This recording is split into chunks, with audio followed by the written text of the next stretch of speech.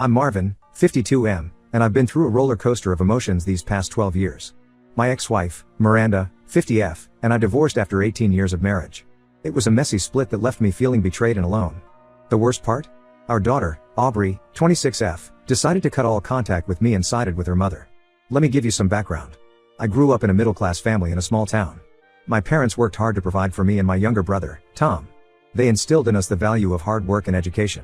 I was always good with numbers, so I decided to pursue accounting in college. That's where I met Miranda. Miranda was studying literature and dreamed of becoming a writer.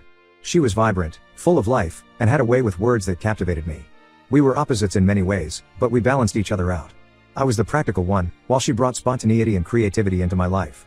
We dated for 3 years before getting married at 24. It was a small ceremony in my parents' backyard, with just close family and friends. We were young and in love, ready to take on the world together. 2 years into our marriage, Aubrey was born. She was the light of our lives. I can still remember holding her for the first time, this tiny bundle wrapped in a pink blanket. Miranda and I were overjoyed, and for a while, everything seemed perfect. I worked hard as an accountant, often putting in long hours to provide for my family. Miranda decided to be a stay-at-home mom, which we both agreed was best for Aubrey. She put her writing dreams on hold, saying she'd get back to them when Aubrey was older. As the years went by, I noticed changes in our relationship. Miranda became restless. She started talking about feeling unfulfilled, like she had lost herself in motherhood. I tried to be supportive, encouraging her to pursue her writing again. I even bought her a laptop for her birthday one year, hoping it would reignite her passion. But instead of writing, Miranda started going out more with her friends. She joined a book club, then a yoga class, then started taking art lessons. I was happy she was finding things she enjoyed, but it meant I was often left to take care of Aubrey when I got home from work. I didn't think much of it at first. I loved spending time with my daughter, helping her with homework, or just watching movies together. But as Aubrey got older, she started spending more time with her friends, and I found myself alone more often. That's when I started noticing other changes in Miranda. She was always on her phone, smiling at text messages, and being secretive. If I asked who she was talking to, she'd quickly say it was just her book club friends or her yoga instructor. I tried to ignore the nagging feeling in my gut. I didn't want to be the jealous, suspicious husband. I trusted Miranda. We had been together for so long, I couldn't imagine her betraying that trust. But then came that fateful day. I had a migraine and decided to leave work early. I didn't call ahead because I thought I'd surprise Miranda and maybe we could have a quiet afternoon together while Aubrey was at school. When I walked into our bedroom, I found Miranda with another man. It was like my whole world came crashing down. The man, who I later learned was her art instructor, quickly left. Miranda broke down crying, begging me to let her explain. Through her tears, she admitted to having multiple affairs over the past few years. She said she felt neglected because of my long work hours and found comfort elsewhere. She claimed she still loved me but wasn't in love with me anymore. I was devastated. All those years of hard work, of building a life together, seemed to crumble in an instant. I couldn't bear to stay in the house, so I packed a bag and went to stay with my brother, Tom. The next few weeks were a blur. I filed for divorce, and that's when things got really ugly. Miranda hired a cutthroat lawyer who tried to paint me as an absent, uncaring father. They argued that because I worked long hours, I wasn't involved in Aubrey's life and that Miranda deserved full custody. I fought hard. I had witnesses testify about how involved I was in Aubrey's life despite my work schedule. I had records of every school event I attended, every parent-teacher conference, every doctor's appointment. In the end, we got joint custody. But the damage was done. Aubrey, who was 14 at the time, had heard all the accusations thrown around during the divorce proceedings. Miranda had gotten to her, filling her head with stories about how I didn't care about them, how I chose work over family. I tried to maintain a relationship with Aubrey, but she was angry and hurt. She refused to listen to my side of the story. Every time I tried to explain, she'd accuse me of trying to turn her against her mother. Eventually, she stopped responding to my calls and messages altogether. Losing Aubrey was harder than the divorce itself. She was my little girl, the one who used to run to me with skinned knees for me to kiss better, the one who'd beg me to read her just one more bedtime story. And now, she wanted nothing to do with me. After the divorce, I threw myself into work. I got promoted to senior accountant and bought a small house. I dated casually but never could bring myself to fully trust anyone again. The betrayal from Miranda had left deep scars. The only family I had left was my mom. She had been diagnosed with early onset Alzheimer's shortly after my divorce.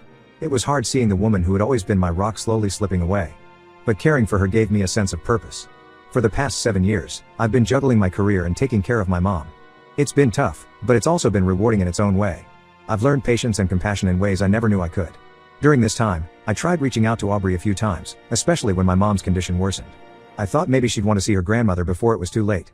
But my messages went unanswered. My mom passed away 3 months ago. It was a difficult time, and I felt more alone than ever. The funeral was small, just me, Tom, and a few close friends. Aubrey didn't come, and I didn't expect her to. I inherited my mom's house and some savings, which turned out to be a substantial amount due to my grandfather's smart investments. Now, here's where things get complicated. Last week, I received a call from an unknown number. When I answered, I heard a voice I hadn't heard in years. It was Aubrey. She said she saw on Facebook that her grandmother had passed away and wanted to check on me. I was shocked and emotional. We talked for a bit, and she suggested meeting up. I was over the moon. I thought this was my chance to reconnect with my daughter and maybe even rebuild our relationship. We agreed to meet at a local cafe over the weekend. When I saw Aubrey, I barely recognized her. The teenager I remembered had grown into a beautiful young woman. We talked about her life. She's working as a teacher now and engaged to be married. I told her about my work and taking care of grandma. It was a bit awkward at first, but I felt we were making progress. Then, Aubrey dropped the bomb. She said she was reaching out because she thought there might be an inheritance from her grandmother, and she could use some financial help with her upcoming wedding. I was stunned. All this time, I thought she genuinely wanted to reconnect, but it seemed like she was only after money. I didn't know how to react. Part of me wanted to give her whatever she wanted just to keep her in my life. But another part felt hurt and used. I told her I needed time to think about it and would get back to her. Now, I'm torn. Should I give Aubrey part of the inheritance to maintain a relationship with her? Or should I stand my ground and risk losing her again? I don't want to be used, but I also don't want to lose my only child. Any advice would be appreciated. Update 1. Thank you all for your responses. Your advice and perspectives have given me a lot to think about. I wanted to give you an update on what's happened since my last post. After much contemplation, I decided to meet with Aubrey again. I felt I needed to have an honest conversation with her about my feelings and concerns. We met at the same cafe, and this time, I was determined to get to the bottom of her intentions. Before I dive into what happened at our meeting, let me give you some more context about my relationship with Aubrey before the divorce. When she was little, we were inseparable. I'd come home from work, no matter how tired I was, and we'd have our special daddy-daughter time. We'd build pillow forts, have tea parties with her stuffed animals, or just sit and color together. As she grew older, our bond remained strong. I coached her soccer team when she was 10, despite knowing next to nothing about the sport. I stayed up late helping her with science fair projects. I was the one who taught her to ride a bike, who held her hand on her first day of middle school when she was nervous about making new friends. That's why it hurt so much when she cut me out of her life after the divorce. It felt like all those years, all those memories, meant nothing to her. So, when we met at the cafe, all these memories were swirling in my mind. I started by telling Aubrey how hurt I was that she only reached out after learning about the potential inheritance. I explained that I had tried to contact her multiple times over the years, especially when her grandmother's health was declining. I showed her the unanswered text messages and emails I had sent. There were birthday wishes, Christmas greetings, and even a long email I had sent on her 18th birthday, pouring my heart out and asking for a chance to explain my side of the story. Aubrey seemed taken aback. She admitted that she had blocked my number years ago at her mother's insistence and hadn't seen any of my attempts to reach out. She said she regretted not giving me a chance to explain my side of the story during the divorce and acknowledged that she had been manipulated by Miranda's version of events. She told me about how, in the years following the divorce, Miranda had painted me as the villain. According to Miranda, I had chosen my career over my family, neglected them, and the affairs were just a symptom of a larger problem. Aubrey, hurt and confused, had believed her mother without question. However, Aubrey also defended her actions, saying that she was young and confused at the time of the divorce. She insisted that reaching out now wasn't just about the money, but also about wanting to reconnect. She said she had been thinking about contacting me for years but was afraid I wouldn't forgive her. I listened to her explanations, trying to understand her perspective.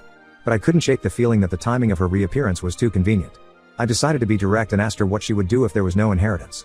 Aubrey hesitated before saying that she still wanted to try and rebuild our relationship, but I could see the disappointment in her eyes. It was clear that the prospect of financial help had been a significant motivator in her reaching out. At that point, I made a decision. I told Aubrey that while I was happy she reached out, I needed time to process everything. I explained that the inheritance was currently tied up in legal proceedings, a white lie, and that it would take some time before anything could be distributed. I said I would be open to working on our relationship in the meantime, without the pressure of financial expectations. Aubrey seemed conflicted but agreed. We parted ways with a tentative plan to meet again in a few weeks. After our meeting, I received a flurry of text messages from Miranda. Apparently, Aubrey had told her about our conversations. Miranda accused me of being selfish and trying to punish Aubrey for the past. She demanded that I do the right thing and give Aubrey her share of the inheritance. Reading Miranda's messages brought back a flood of memories from our marriage. I remembered how she used to manipulate situations to get her way, how she would twist my words and actions to fit her narrative. It felt like history repeating itself. I was furious. It was clear that Miranda was still trying to control the situation, still trying to paint me as the bad guy. I didn't respond to her messages, choosing instead to block her number. Now, I'm left wondering if I made the right decision. Part of me hopes that by removing the immediate prospect of money, I can see if Aubrey genuinely wants a relationship with me. But another part fears that I'm setting myself up for more heartbreak. I've decided to take some time for myself before making any final decisions. I'm planning a solo trip to the mountains, a place my dad used to take me and Tom camping when we were kids. I hope that being in nature, away from the chaos of everyday life, will help me gain some perspective. When I return, I'll reassess the situation and decide how to move forward with Aubrey. I want to believe that the little girl who used to look at me like I hung the moon is still in there somewhere. But I also need to protect myself from being hurt again. Thank you all again for your support and advice. It means more than you know to have people to talk to about this. I'll update you again when I return from my trip. Update 2. Hello everyone. I'm back with another update, and things have taken an unexpected turn. I returned from my solo trip to the mountains feeling refreshed and more clear-headed. The time alone in nature, surrounded by the peace and quiet of the wilderness, gave me the space I needed to process everything that had happened. I thought about my relationship with Aubrey, from her childhood to our current situation, and tried to see things from her perspective. I remembered a camping trip I took with Aubrey when she was 12, just a couple of years before the divorce. We had hiked to a beautiful lake, and as we sat by the campfire that night, Aubrey had confided in me about her fears of growing up, of changing schools, of not fitting in. I had reassured her, telling her that no matter what changes life brought, I would always be there for her. The irony of that promise, given our current situation, wasn't lost on me. After much reflection, I had decided to give Aubrey one more chance to prove that she wanted a relationship with me, regardless of any potential inheritance. I was prepared to have a frank discussion with her about my expectations and boundaries. However, before I could reach out to Aubrey, I received a surprising email from her. In it, she apologized for her behavior and admitted that she had initially reached out with the intention of securing some financial help for her wedding. She said that our conversations and seeing the evidence of my attempts to contact her over the years had made her realize how much she had missed out on. Aubrey explained that she had a long talk with her fiancé, Mark, 28M, about the situation. She said Mark encouraged her to be honest with me and to try to rebuild our relationship without any financial motivations. She also shared that Mark had lost his own father to cancer a few years ago, and he didn't want Aubrey to miss the opportunity to have a relationship with her dad. I was cautiously optimistic about this development. It seemed like Aubrey had done some soul-searching of her own. I replied to her email, thanking her for her honesty and suggesting we meet again to talk things through. We agreed to meet at a local park this time, a place where I used to take Aubrey to feed the ducks when she was little. Aubrey brought Mark along, which I appreciated. It showed me that she was serious about including me in her life. As we walked through the park, memories flooded back. I could almost see the ghost of a little Aubrey running ahead of me on the path, her pigtails bouncing as she laughed. It was bittersweet, thinking of all the years we had lost. We had a long, emotional conversation where Aubrey opened up about her feelings during and after the divorce. She admitted that she had believed her mother's version of events without question and regretted not giving me a chance to explain my side. She told me about the confusion and anger she felt as a teenager, and how she had channeled all of that into blaming me. I shared my own experiences and the pain of losing her. I told her about the countless nights I had spent staring at her picture, wondering what she was doing, if she was happy, if she ever thought about me. We both shed some tears, and for the first time in years, I felt like I was truly connecting with my daughter. Mark seemed like a good guy. He was supportive of Aubrey but also respectful towards me. He even apologized for their initial approach regarding the inheritance, saying it was his idea because they were struggling with wedding expenses. He explained that he had lost his job due to company downsizing and they were trying to cut costs wherever they could. At the end of our meeting, Aubrey invited me to her wedding. She made it clear that this invitation wasn't contingent on any financial support, but rather because she wanted me there as her father. She even tentatively asked if I would consider walking her down the aisle, though she said she would understand if I wasn't comfortable with that yet. I was touched by the gesture, but I told them I needed some time to think about it. While I was happy with the progress we'd made, I was still wary of getting hurt again. The wounds from the past 12 years weren't going to heal overnight. After they left, I received another series of angry messages from Miranda. She had found out about our meeting and was furious that I was manipulating Aubrey. She threatened to tell Aubrey the truth about why I was really absent during her childhood. I'm not sure what truth Miranda is referring to, but it's clear she's not happy about Aubrey and I reconnecting. I'm worried about what she might do or say to sabotage our fragile new relationship. It brings back memories of how Miranda used to pit Aubrey against me during the divorce, and I fear history might repeat itself. So now, I'm at a crossroads. Do I accept Aubrey's invitation and try to move forward, knowing that Miranda might try to interfere? Or do I protect myself and maintain some distance? I'm leaning towards giving it a chance, but I'm still unsure. The idea of walking Aubrey down the aisle brings up a mix of emotions. On one hand, it's something I've dreamed about since she was little. On the other hand, I'm afraid of getting my hopes up only to be disappointed again. I'd appreciate any thoughts or advice you might have. Thank you all for your continued support through this emotional journey. Update 3. Hello everyone. I have what might be my final update on this situation. After much consideration, I decided to accept Aubrey's invitation to her wedding. I felt that if I was ever going to have a relationship with my daughter again, I needed to take this chance. The weeks leading up to the wedding were a mix of excitement and anxiety. Aubrey and I had several more meetings, sometimes with Mark present, sometimes just the two of us. We talked about the past, cleared up misunderstandings, and started to rebuild our bond. It wasn't always easy, but it felt genuine. We revisited old memories, both good and bad. Aubrey told me about her first day of high school, how she had wished I was there to see her off. I shared stories about her early childhood that she didn't remember, like how she used to insist on wearing her princess costume to the grocery store. These conversations were healing, but they also highlighted how much we had missed out on. There were so many milestones in Aubrey's life that I hadn't been a part of: her high school graduation, her college years, her first job. It was bittersweet to hear about these events, but I was grateful she was willing to share them with me now. However, true to form, Miranda tried to cause problems. A week before the wedding, she sent Aubrey a long email filled with accusations about me. She claimed that I had been unfaithful during our marriage, that I had neglected Aubrey on purpose, and that I was only pretending to care now because of guilt. Thankfully, Aubrey came to me with the email instead of believing it outright. We had a long, emotional conversation where I was able to refute Miranda's claims with evidence, old emails, testimonies from mutual friends, and even some old home videos that showed a different picture than what Miranda was painting.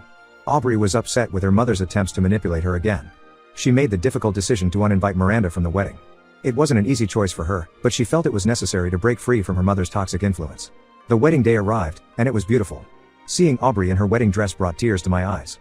It reminded me of the day she was born, how tiny and perfect she had been.